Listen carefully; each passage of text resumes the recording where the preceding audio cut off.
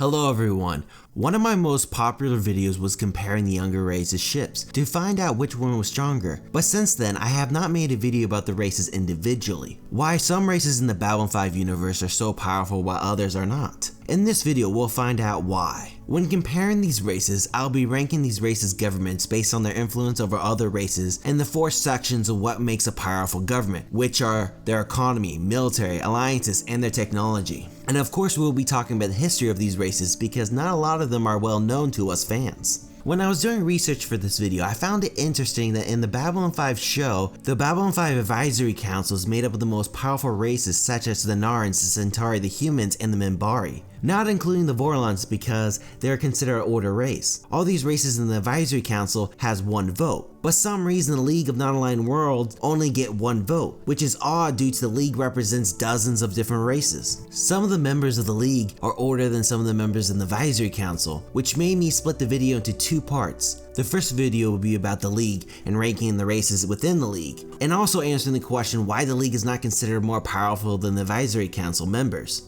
The second video will be about ranking the Advisory Council, which is made up of the 4 races, the Minbari, the humans, the Narns, and the Centauri. The information that was gathered for this video is from a book called the League of Non-Aligned Worlds Fact Book. So let's get started. We are starting out with the least influenced race on this list, which is the Pakmaw. The Pakmaw like to call themselves the chosen people. They believe that they were created to fight the darkness. It is suspected that the Vorlons have a huge part in the evolution and creation of the Pakmaw, but it's also known in the show that the Vorlons had a huge hand in the evolution of other races in the galaxy as well. The Pakmaw are from a harsh planet where there's not a lot of food and water. They started out as nomadic, but eventually started creating cities around pools of water. It was common and customary for them to document all events that they witnessed throughout their history, which makes them more knowledgeable about their past than most other races. In the beginning of their history, there was a huge drive for the Pakmaw to find their lost kin, which led them to find each other in one area. This area had a huge concentration of Quantium-40. This resource allows ships to jump into hyperspace. Due to the Quantium-40 in this area, there's a huge magnetic field, which might be the reason why the Pakmaw were drawn to this area. They decided to build a great library which contains all the information about the universe which the Pakmaw discovered. The Pakmaw are very friendly people, and once the Centauri invaded their planet to mine for the Quantium-40, the Pakmaw were quite peaceful and were willing to learn from the Centauri. There wasn't any conflict between these 2 races until the Centauri decided to mine around the Great Library, which angered the Pakmaw, and this event forced the Pakmaw to stand up and fight the Centauri. Luckily for the Pakmaw, the other worlds that the Centauri controlled started to revolt against the Centauri, forcing the Centauri to reorganize their forces to take control of key planets, and the Pakmaw planet was deemed not important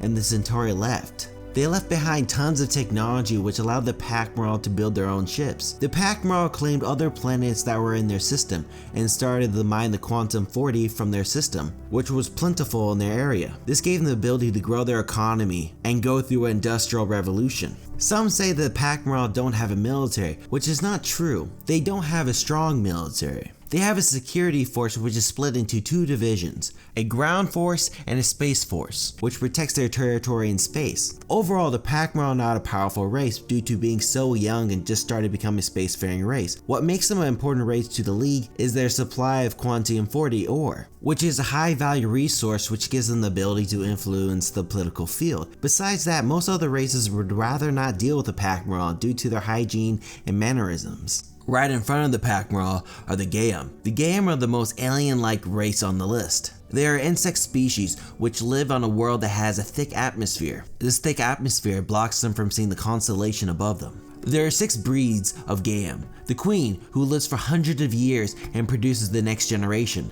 The Tender, who helps birth the Gaim and acts as medical experts. The Warriors, who are huge crabs and fight the wars for the Gaim. And they also are fast and have thick armor. The Thinkers, who do the technical side of the hive, like design and building. And the last breed are the Drones, who perform the heavy labor for the hive. Before the Gaim encountered other races outside of their planet, there were multiple queens that were always at war with each other for territory. Due to their nature and constantly growing, they consumed all living species on their planet, which left them alone with no food. The first option was to become cannibals, which was not sustainable. The second option was to become omnivores and grow their own food. They chose to become omnivores. The first race that they encountered were the Narns, who came to the Gaim planet to conquer it. The Gaim destroyed 80% of the Narns' ground forces, forcing the Narn military to retreat from the Gaim system. The Gaim warriors overwhelmed the Narns, leaving them with no other option but to retreat. The Gaim are superior than other races when it comes to ground warfare, due to their genetic superiority and their numbers. But they are weak when it comes to space warfare.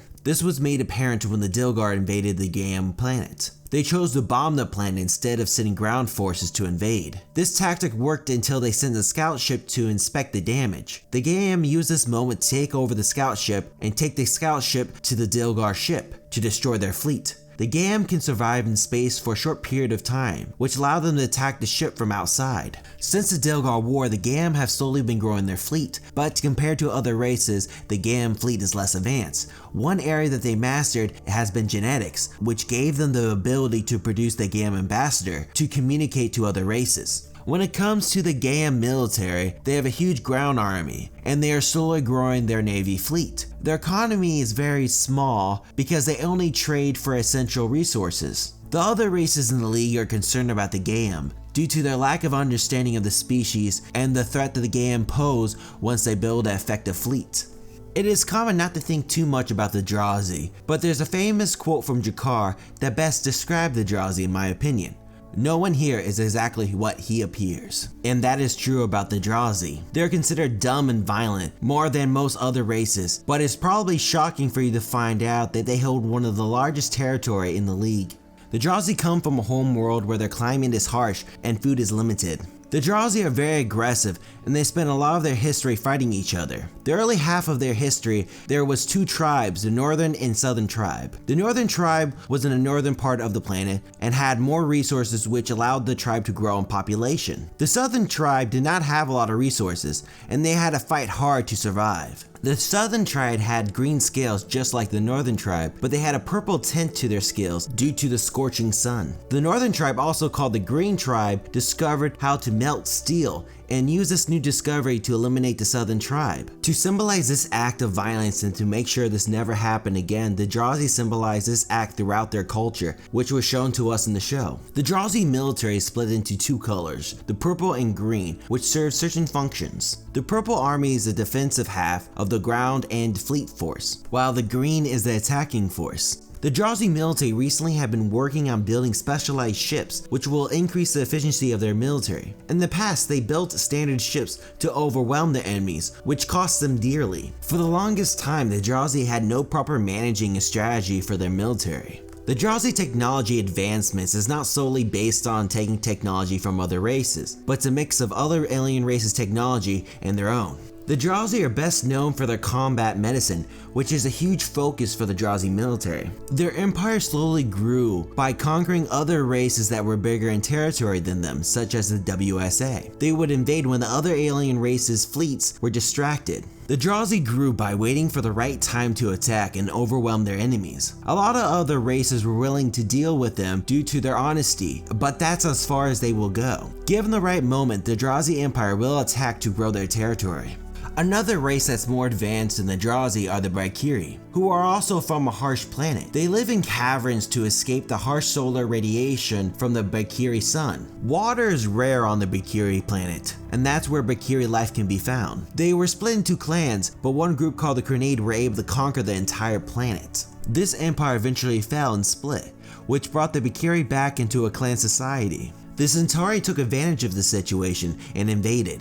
It only took them a month to conquer the whole entire planet. The Centauri declared themselves as Bikiri gods and destroyed anyone that said otherwise. After a century of enslavement, the Centauri started to ship the Bikiri to work on asteroid mines, which gave the Bikiri a taste of real technology. They started to realize that the Centauri are not gods, but flesh and blood just like the rest of them. The Bikiri people are patient and waited the right time to take back their planet, which happened 50 years later. The House of Torah was the family that governed Bikiri, was declared a traitor, and was destroyed by the Centauri Royal Navy. The Navy decided that the Bikiri people were not worthy enough to be slaves, and took their technology and left. From the ashes, the Bikiri united under one flag. They used the lessons and small pieces of technology that was gathered to rebuild their civilization. Their society slowly started to evolve around business, which was due to the growth of their merchants. The Bikiri has 4 main corporations which own their own military. The military is run like a business and their soldiers are called employees. Their military main objective is to protect the planets underneath the corporation's control and the family that owns the corporation. But their weapons are limited due to their ship is also used as cargo ships when they're not on patrol.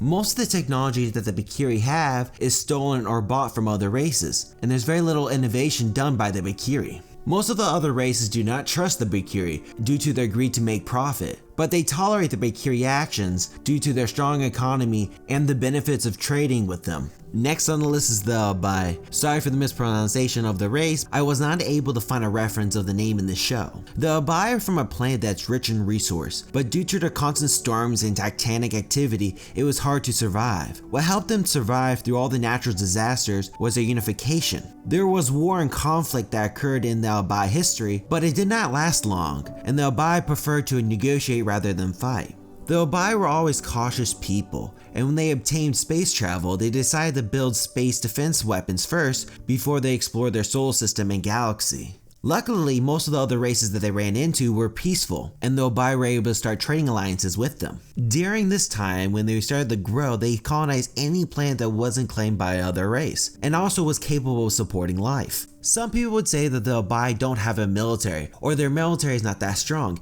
and you would be right and wrong at the same time. The Abbai focus on defense weapons, and most of their time goes into building defense weapons to protect their planet. Races like the Drazi and the Centauri learned the hard way not to underestimate the Abbai defense weapons. Their defenses are no joke, and they will destroy you. Recently, they started building offensive weapons after the Delgar War. Most of this technology was bought from the Vree and the Centauri. The Abbai have a lot of influence over other races because they are the founders of the League of Non-Aligned Worlds. This alliance provides military protection and trading deals to anyone that's in the alliance. Due to their political outreach, many recognize the power the Abbai hold in the galaxy. The last race that is the strongest in the League of Non-Aligned Worlds are the Vree. The Vree are mysterious, and there's not much known about the Vree, and they're one of the oldest race in the galaxies besides the first ones and maybe the Minbari. The Vree homeworld is a small light gravity world and a dark and secluded section of the galaxy. In the beginning of Vree history, they suffered a cataclysm event which altered the planet's orbit and lowered the climate of the planet. Sadly, the Vree were already living in this environment, which forced them to escape from this new harsh environment and go underground. The Vree that survived were able to go deep into the planet to find food and water. When their population got too big, they ventured outside of the caves into a different environment where their ancestors previously inhabited. There were no longer vast jungles, but a winter desert and few vegetation. After the Vree city-states united underneath one banner, they finally left their homeworld and became a space civilization. They encountered other races such as the Abbai, which gave them the ability to learn new technology and grow. What really made the Vree a powerful race was when they eventually came across an abandoned Minbari ship. The Vree studied the Minbari technology and learned how artificial gravity and superior sensor technology worked. This one abandoned Minbari ship made the Vree an advanced race. The Vree society and government is very similar to the Bikiri. Their society evolved around their guilds, which provides different kinds of products and resources. Each branch of the Vree government is a business, and every piece of their government is backed by a guild. The Vree military is funded and backed by responsible guild members to protect their interests. The interesting part about their military is that it's made up of a navy with no ground forces. The Vree soldiers are trained for ground warfare, but they focus their efforts on space. You would think because of the Vree's advanced technology that their military is a force not to be reckoned with, but you would be wrong. Their soldiers lack experience, and their ships are designed by individuals that lack that understanding of what a ship needs to be victorious in a firefight. That's why when the Dilgard invaded the Vree system, the Vree had no chance of stopping a race that had experience fighting wars. This means that less advanced races such as the Narns and the humans have the capability of destroying the Vree. The Vree are a peaceful race that prefer to trade than fight. Besides their trading agreements with other races, the Vree choose to distance themselves from other races, which makes them weak because they have no close alliances to back them when they need assistance. You might argue that the Vree are part of the League of Non-Aligned Worlds, which gives them protection, but that's not true. In the show, we were shown multiple times when the more powerful race starts to invade the League territory, other League members would rather choose self-preservation than honor their end of the treaty. These 6 races easily lack 2 or more of the 4 elements of what makes a powerful race, which is a strong economy, military, alliances, and technology. Now let's look at what these races are lacking from the information that was provided. The Pakmaw lack a strong military, alliances, and technology. This is mostly due to them not being liked by other races and being one of the younger races as well. The Gaim lacks economy, alliances, and technology. Just like the Pakmaw, they're not liked by other races, and being a younger race as well, they don't have the advanced technology like other races to be competitive. The Drazi lacks economy, technology, and alliances. The Drazi are considered a younger race than most other races that are in the League, but they also choose to focus most of their efforts on growing their military, forgetting to grow their economy, technology, and their alliances. The Bikiri lack alliances, military, and somewhat on their technology. They choose their economy over their alliances and military. Their technology is from other races, which leaves them stagnant until another race chooses to trade their technology to them. The Abbai lacks economy and military. They choose to focus their time on building defense weapons and not spending enough time strengthening their trading guilds to compete with other races. And the Vree lack alliances and military, which is not surprising due to their decision to separate themselves from other races, and also choose the funding for their military from the trading guilds. In my opinion, what makes a powerful race in the Babylon 5 universe is at least having 3 or 4 of the elements of what makes a powerful race. In the next video, we'll be finding out about the big 4, the humans, the Narns, the Centauri, and the Minbari, and what makes them a powerful race than the other races in the League. I would like to thank you for watching this video. I would also like to know your thoughts on my list, and if you enjoyed this video, please like and subscribe to my channel. And also don't forget to click on the notification bell to keep yourself updated on my channel. Thank you for watching Utopian Broadcast Channel. Hope to see you next time on my channel. Thank you.